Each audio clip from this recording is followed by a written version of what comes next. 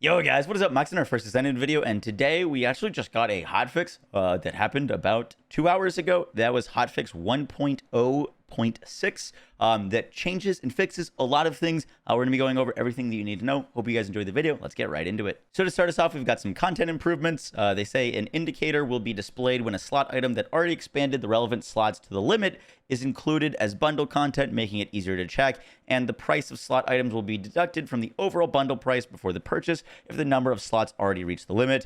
I believe these are both like changes to just some quality of life for the store and the UI for that. So those are nice. They also have some bug fixes for the battle pass in regards to the acquisition of supply coins and also the completion of weekly challenges. You should now receive those supply coins if you weren't getting them before. Next up, the Fortress Outskirts mission that received a accidental nerf. There just wasn't enemies spawning there. It's one of people's favorite spots to go for specifically for this week. It's actually a really good bunny reactor farm, but the enemies now should be spawning there. They also fixed an issue where outposts would start without a cooldown. You could kind of just go up to an outpost and sometimes there'd be enemies there even though it was on cooldown. That shouldn't be an issue. And there was also an issue where monsters were randomly, there's a ton of them at certain outposts, so they fixed that issue as well. And then they put a really interesting note here that says, please note that taking advantage of system errors or specific actions to gain higher benefits than intended will be considered abnormal gameplay behavior. So if you didn't know, I never made a video on it or covered it or wanted to cover it because it was kind of an outside abuse of the game. But you could, if you wanted to, set your internal PC clock forward 2 minutes, and somehow that would bug out the outpost so that you could farm outposts on repeat without ever getting a cooldown on them.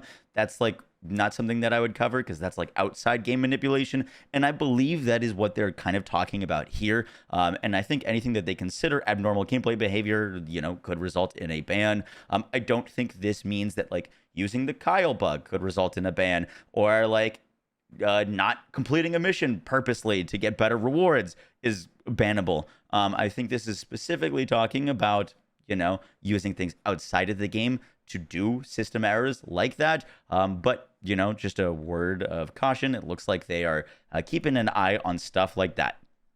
Next up, we've got some Descendant fixes. They fixed an issue where JAYBER's turret removal was intermittently not possible, and fixed an issue where the taunt effect of JAYBER's medical turret enhancement would intermittently not work. Next up, they fixed an issue where Valby and Ultimate Valby's cleanup skills would not end. If you had played Valby recently, sometimes you would get stuck just in her skill, which was kind of cool. You could just do it kind of infinitely. So that shouldn't happen anymore. Next up, they fixed an issue where the relevant effect would not appear around VS's legs when using her Frost Road skill.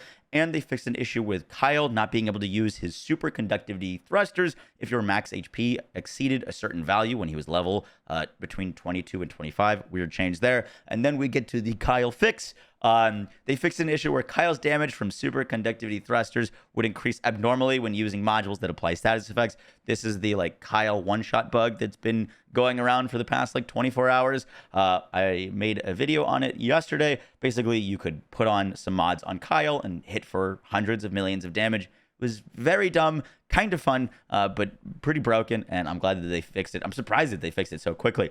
Next up, they fixed an issue where YUJIN had to equip lower level reactors to achieve higher healing output when the power of his skill was low, rather than using a high level reactor. I made a YUJIN guide a few days ago and basically said that I didn't want to fully cover the optimized healing build for him because at the time, you could put on a level 1 blue reactor and heal more than a level 100 reactor. This has now been fixed. So if you're using YUJIN and you're using a level 100 reactor, you're going to be healing less than you were healing with a level 1 reactor. But now you're actually going to have to properly scale up and add skill power and skill power modifier to increase the amount of heals that he gives. So great change there. It makes me a lot more interested in playing YUJIN and actually min-maxing his heals now because you actually have to invest into him for that. Next up, they fixed an issue where motion would continue if a player maintained the zoom state while the single reload for peace effect of the Peacemaker was active. I've been messing around with the Peacemaker recently. I should have a guide out for it hopefully soon. It's the new pistol, and it's got some cool things that it can do.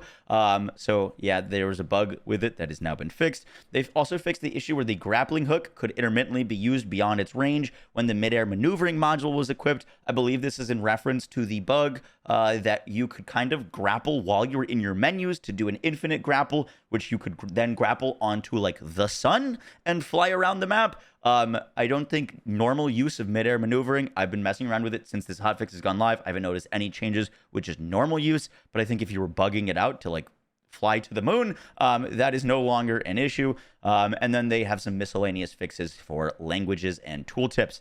Now, there is one other bug that popped up with this update. If you guys have experienced other bugs, let me know. But I noticed that in game, for example, if you now go to the Valby modules, for some reason, the new Valby Transcendent modules have been changed to Vyasa skills. They still work on Valby, but for some reason, her Transcendent modules are now named for Vyasa's ultimate Transcendent modules. So we've got Cold Cohesion and Absolute Zero, where they should be like the Hydro Bomb. So just keep an eye out for there if you're trying to find Valby's modules in the access info.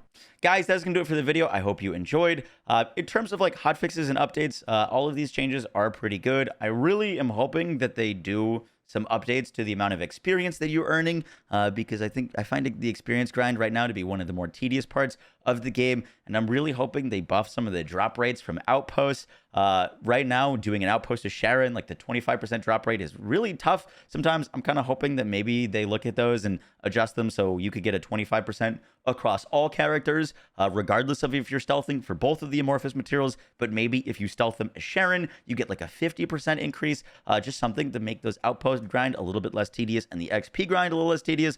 And I'd love to see them add some more ammo boxes, by the like void reactors where you like have to kill a bunch of bosses and there's no ammo anywhere and you're constantly running out of ammo. Those are kind of my 3 things that I'm hoping that they address soon in some hot fixes or patches. But yeah, guys, I'll catch y'all in the next one. Take care. Peace.